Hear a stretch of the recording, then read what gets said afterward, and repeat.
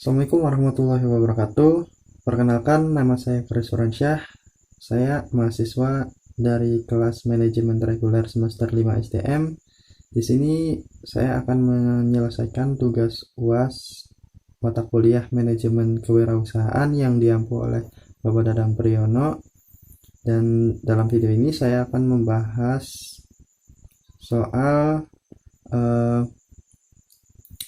mengenai bagaimana sih kondisi negara Indonesia yang akan menikmati bonus demografi namun terbentur situasi kondisi pandemi COVID-19 dan apa solusinya dalam mengatasi lapangan kerja bagi para pekerja produktif ini.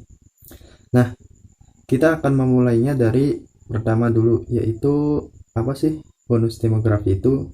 Jadi secara umum, pengertian bonus demografi itu merupakan suatu keadaan di mana penduduk yang masuk ke dalam usia produktif jumlahnya lebih banyak dibandingkan dengan penduduk usia tidak produktif.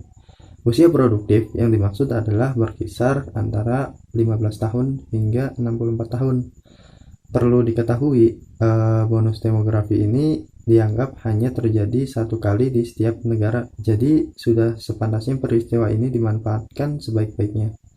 Nah, pandemi COVID-19 yang sudah berlangsung selama 1 tahun lebih ini sudah memberikan dampak yang luar biasa bagi kehidupan kita sekarang ini. Hal tersebut tentunya dirasakan oleh calon angkatan kerja tahun ini. Anak muda terutama yang baru lulus dari sekolah atau kuliahnya dapat segera masuk ke dunia kerja. Namun, harapan itu tidak mudah diwujudkan karena yang pertama itu terbenturnya atau terbatasnya lapangan pekerjaan atau modal yang mereka miliki untuk membangun usaha sendiri itu masih belum cukup. Hal tersebut tentunya sangat menyulitkan usia muda untuk mendapatkan lowongan pekerjaan yang sesuai dengan kemampuan. Nah, kalau kita berbicara dengan data, menurut Badan Pusat Statistik atau BPS, mencatat jumlah iklan lowongan pekerjaan turun 66% dari 34.056 pada kuartal 1 2020 menjadi 11.427 pada kuartal 3 di tahun 2020.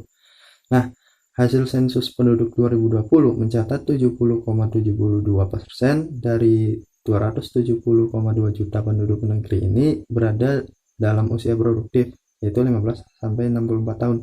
Nah, persentase itu jauh meningkat dibandingkan pada tahun 1971 yang hanya 53% saja.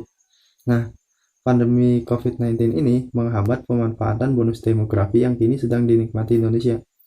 Bonus demografi tersebut menambah jumlah angkatan kerja di Indonesia. Pada Agustus tahun 2020, jumlah angkatan kerja naik 1,74% secara tahunan. Namun, sekali lagi, kondisi ekonomi yang sulit selama pandemi menjadi membuat seluruhnya itu tidak dapat terserap. Sebaliknya, pengangguran justru meningkat. Nah, Badan Pusat Statistik ini mencatat angka pengangguran meningkat 37,61% dan menurunkan jumlah penduduk yang bekerja sebesar 0,24%. Nah, penduduk usia muda pun menjadi yang paling terdampak. Rasionya 28,2% dari total pengangguran berusia 20-24 tahun. 16,6%-nya di umur 15-19 tahun dan 16,2% di angka kisaran 25-29 tahunan. Nah, peningkatan pengangguran lantaran banyaknya perusahaan di dalam negeri mengurangi pegawai selama pandemi. Hasil survei BPS yang berjudul Dampak COVID-19 terhadap pelaku usaha jilid 2 menunjukkan sebanyak 11,63% perusahaan melakukan jumlah karyawan yang bekerja atau menurunkan. Nah, ganjalan lain terhadap pemanfaatan bonus demografi adalah pandemi membuat kualitas angkatan kerja terancam menurun. Satuan Tugas Penanggulangan COVID-19 mencatat per 27 Januari tahun 2021, mayoritas penduduk yang menderita COVID-19 di dalam negeri berusia 19-59 tahun, persentase terbanyak di rentang usia 31-45 tahun dengan 30% dari total kasus nasional. Mereka yang menderita COVID-19 ini berpeluang mengidap long COVID-19, sebuah sindrom yang menyebabkan penyintas tidak bisa pulih sepenuhnya. Riset dari Pusat Pengendalian dan Pencegahan Penyakit Centers of Disease Control and Prevention atau CDC Amerika Serikat pada Juli tahun 2020 menjelaskan penderita long COVID-19 ini terjadi di semua usia, meskipun usia di atas 50 tahun pun mendominasi. Nah, bisa kita ambil contoh pasien COVID-19 ini yang mengidap batuk, sesak napas, kemampuan indera perasa hilang, dan kelelahan usia 6 bulan sembuh. Usai 6 bulan sembuh, bayangkan para pelajar di sekolah tata boga misalnya, atau pembuat parfum kehilangan indera perasa atau penciuman yang dialami. Nah, mereka tentunya akan kehilangan kemampuan vital dalam pekerjaannya. Masa depan dengan pekerjaan impian berpeluang lenyap dari mereka. Sebaliknya, paling buruk bisa tetap menganggur di usia produktifnya itu. Nah, pandemi juga membuat kualitas pendidikan anak terganggu, padahal mereka adalah bagian dari stok bonus demografi yang menurut analisis statistik sosial, bonus demografi dan pertumbuhan ekonomi akan mencapai puncaknya pada tahun 2025. Pendidikan sangat penting bagi kualitas mereka sebagai angkatan kerja di masa depan. Nah, hasil survei dari Wahana Visi Indonesia mendapatkan 3,6% responden orang tua merelakan anaknya bekerja saat pandemi COVID-19. Sebanyak 37%-nya responden anak pun mengaku tidak bisa mengatur waktu belajar selama pembelajaran jarak jauh atau PJJ. Sementara 30% anak mengaku sulit memahami pelajaran dan 21%-nya mengaku tidak memahami instruksi guru.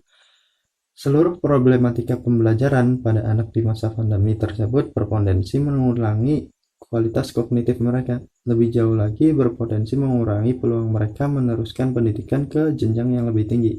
Nah, tanpa adanya pendidikan tinggi, mereka berpeluang berakhir hanya sebagai buruh murah. Kemudian selanjutnya itu BPS juga mencatat pada Agustus tahun 2019, semakin tinggi jenjang pendidikan maka semakin tinggi rata-rata upah yang diterima pekerja. Rata-rata upah pekerja lulusan universitas adalah 4,4 juta. Sebaliknya, tamatan SD hanya 1,8 juta. Nah, upah murah akan membuat mereka sulit keluar dari kemiskinan. Anak pun tidak mendapatkan kesehatan yang baik sehingga selama pandemi semakin banyak anak beresiko mengalami malnutrisi akut dan juga kronis.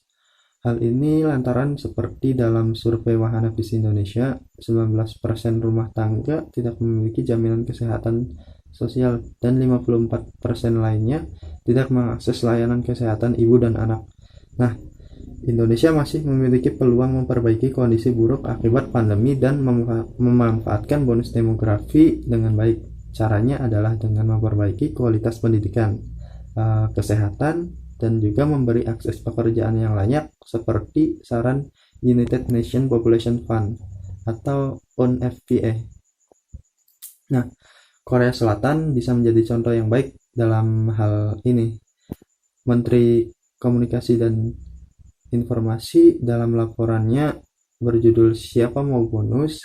Peluang Demografi Indonesia menyatakan Korea Selatan yang sempat terpuruk dalam kemiskinan akibat Perang Korea pada tahun 1950 sampai 1953 mampu bangkit dengan investasi besar di pendidikan, pembangunan, sumber daya manusia, dan penelitian dan pengembangan atau Litbang.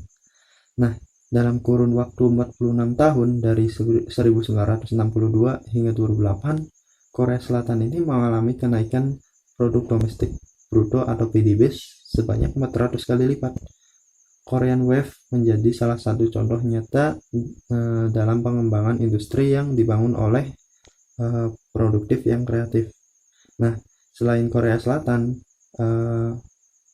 kita juga bisa melihat contohnya Tiongkok yang berhasil mengarahkan industri rumahan untuk memproduksi komponen peralatan elektronika sehingga pengangguran menurun.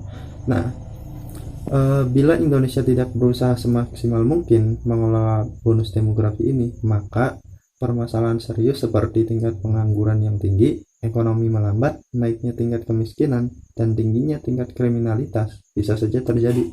Hal ini sebagaimana yang dituliskan dalam sebuah jurnal yang berjudul mengoptimalkan bonus demografi untuk mengurangi tingkat kemiskinan di Indonesia tersebut. Nah, untuk teman-teman semuanya tentunya harap dipahami bahwasanya banyak PR-PR yang harus kita selesaikan bersama di tengah pandemi ini. Di samping kita ada upaya untuk menurunkan penularan COVID-19 ini dengan menerapkan 3M, yaitu menjaga jarak, memakai masker, dan selalu mencuci tangan pakai sabun dan air mengalir. Nah, tidak sampai di situ saja, kita juga harus menjaga jarak, social distancing, dan juga melakukan aktivitas yang penting saja kalau keluar. Untuk itu, mari kita juga mencari solusi-solusi kreatif yang bisa kita upayakan untuk kemajuan bersama bangsa dan negara Indonesia kita tercinta ini. Dan mudah-mudahan bonus demografi yang ada pada tahun ini bisa dimanfaatkan dengan baik, dan pandemi COVID-19 ini mudah-mudahan bisa segera usai.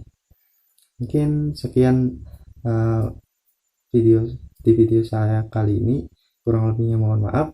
Terima kasih atas perhatiannya. Wassalamualaikum warahmatullahi wabarakatuh.